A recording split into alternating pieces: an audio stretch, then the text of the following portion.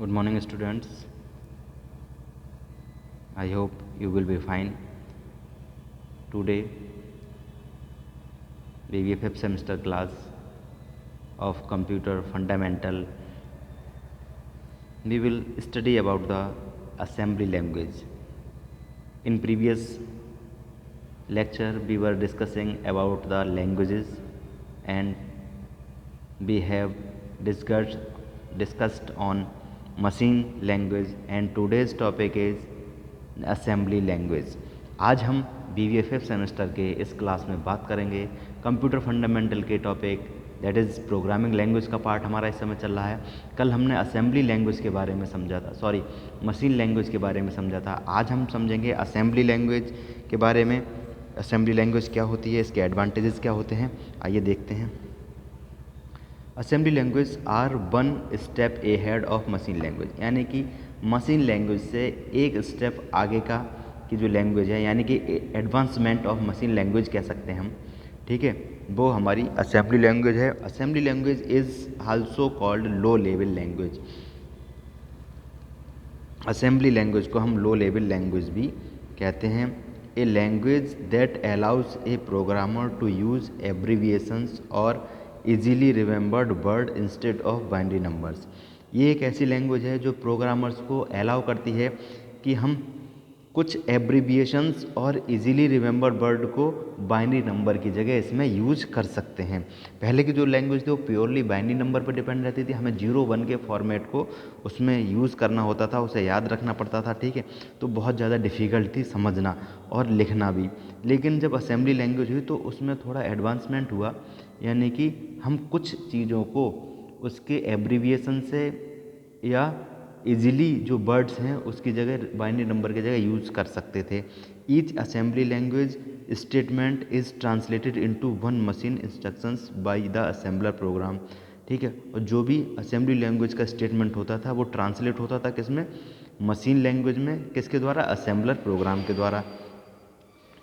To program in a assembly language, assembly language में program बनाने के लिए you have to be well versed in the computers architecture. Assembly language में program बनाने के लिए आप अच्छी तरह से वर्स्ड हों या कैपेबल हों कंप्यूटर आर्किटेक्चर को समझने में, ठीक है। Unless well documented assembly language program can be extremely difficult to maintain, ठीक है। अगर असेंबली लैंग्वेज प्रोग्राम हमारा वेल डॉक्यूमेंटेड नहीं है तो इसे मेंटेन करना डिफ़िकल्ट है। Assembly language are hardware dependent, assembly language जो होती हैं वो हार्डवेयर डिपेंडेंट है। There is a different assembly language for each CPU series, ठीक है। इनका कहने का मतलब है हार्डवेयर डिपेंडेंट है, यानी कि जिस CPU पर जो असेंबली लैंग्वेज वर्क कर रही है तो वही करेगी, दूसरे CPU सीरीज़ के लिए दूसरी असेंबली लैंग्वेज काम करेगी, ठीक है। ये CPU डिपेंडेंट या हार्डवेयर डिपेंडेंट हमारी लैंग्वेज है, यानी कि जिस CPU पे वो काम सीरीज़ पे काम कर रही है CPU के, उसी सीरीज़ पे वही असेंबली लैंग्वेज काम करेगी, दूसरी असेंबली लैंग्वेज काम नहीं करेगी। And their language statement are quite different, और दोनों के जो लैंग्वेज स्टेटमेंट होंगे दूसरी CPU सीरीज़ पे काम करने वाले असेंबली लैंग्वेज का और किसी और CPU सीरीज़ पर काम करने वाले असेंबली लैंग्वेज के जो स्टेटमेंट्स होंगे दोनों बिल्कुल ही अलग होंगे, डिफरेंट होंगे, यानी कि लिखा भी है and their language statements are quite different.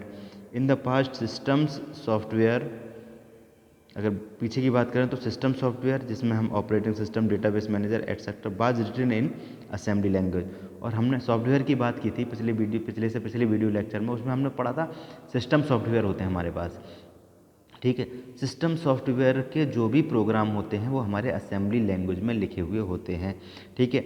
इसमें लिखा भी है, देखो, सिस्टम सॉफ्टवेयर जो भी ऑपरेटिंग सिस्टम है, डेटाबेस मैनेजर जो भी है, what was written in assembly language to maximize the machine's performance, यानी मशीन की परफॉर्मेंस को मैक्सिमाइज करने के लिए कि हम मशीन का ज़्यादा से ज़्यादा यूज कर सकें, उसके लिए हम जो हमारे सिस्टम सॉफ्टवेयर हैं उन्हें मशीन असेंबली लैंग्वेज में लिखते हैं या लिखे जाते हैं वो। Today C has become the language of choice for system software, जो सी है एक सिस्टम सॉफ्टवेयर की चॉइस वाली लैंग्वेज है, because like assembly language it can manipulate the bits and at the machine level. जैसे असेंबली लैंग्वेज बिट को manipulate करती है, तो सी भी हमारी बिट को मैनिपुलेट कर सकती है, किस पे, मशीन लेवल पर। And unlike assembly language C program can be compiled into machine language, और सी के प्रोग्राम भी मशीन लैंग्वेज में कंपाइल्ड किए जा सकते हैं। For all CPU, for micro to mainframe computer. All CPU सब में सी हमारी यूज़ हो सकती है, और माइक्रो से मेन फ्रेम तक कंप्यूटर सब में सी हमारी यूज हो सकती है। ठीक है, अब बात करेंगे advantages of assembly language over machine language, यानी मशीन लैंग्वेज के सापेक्ष असेंबली लैंग्वेज के क्या क्या एडवांटेजेस हैं वो देखते हैं। Easier to understand and use. अगर हम मशीन लैंग्वेज की बात करें तो उसके कंपैरिजन में जो असेंबली लैंग्वेज है उससे थोड़ी इजी है और अंडरस्टैंडेबल है। ठीक है, assembly language are easier to understand, इसे समझना आसान है compare than machine language, and use because mnemonics are used instead of numeric opcode. और जो मैनोमोनिक्स हैं वो यूज़ होते हैं इसमें। इजी क्यों है? क्योंकि इसमें बाइनरी नंबर के सेट की जगह मैनोमोनिक्स यूज़ होते हैं। ठीक है, and suitable name are used for data, और डेटा के लिए सूटेबल नाम यूज होता है, इसलिए इसे याद करना भी थोड़ा ईजी है। The use of mnemonics means that comments are usually not needed. ठीक है, the program itself is understandable, यानी कि मैनोमोनिक्स का यूज़ करके जो हमारे कमेंट्स हैं वो हमें देने नहीं होंगे, प्रोग्राम खुद ही उनको समझ जाएगा। Symbolic programming also saves a lot of time. अगर ज़्यादातर सिंबॉलिक प्रोग्राम होती है, मैनोमोनिक्स होते हैं, तो इससे क्या होता है, अगर हम 0-1 के फॉर्मेट को लिखेंगे तो टाइम ज़्यादा लगेगा, थोड़ा लेंदी प्रोग्राम होगा तो वो उसकी वजह से और ज़्यादा डिफिकल्ट हो जाएगा। लेकिन जब हम सिंबॉलिक मैनोमोनिक्स का या सिंबल्स का यूज करते हैं प्रोग्राम में तो हमारा टाइम भी सेव होता है। ठीक है, and effort to programmer because it is easier to write as compare to machine language program. तो प्रोग्रामर के लिए एक असेंबली लैंग्वेज उस टाइम की बात है एक अच्छी लैंग्वेज मानी जाती थी कि इसने टाइम को भी सेव किया और इसे समझना और लिखना भी कंपेयर देन मशीन लैंग्वेज आसान है, ईजी है। ठीक है, then easy to locate and correct errors while writing program in a assembly language. जब हम असेंबली लैंग्वेज में कोई भी प्रोग्राम लिखते हैं, फ्यू एरर्स आर मेड, कुछ एरर्स हमारी आ जाती हैं, and those that are made as easier to find and correct. और इसमें एरर को फाइंड करना इस ऐसे असेंबली लैंग्वेज के प्रोग्राम में और उन्हें करेक्ट करना भी ईजी है compare than machine language, because of the use of mnemonic and symbolic field name. Mnemonics और सिम्बल्स का यूज इसमें हम करते हैं, इस कारण इसे मॉडिफाई करना और इसे करेक्ट करना भी इजी है। Furthermore assembler are so designed that they automatically catch errors. ठीक है, जो असेंबलर से डिज़ाइन करते हैं वो ऑटोमेटिकली इसकी एरर्स को कैच कर लेते हैं।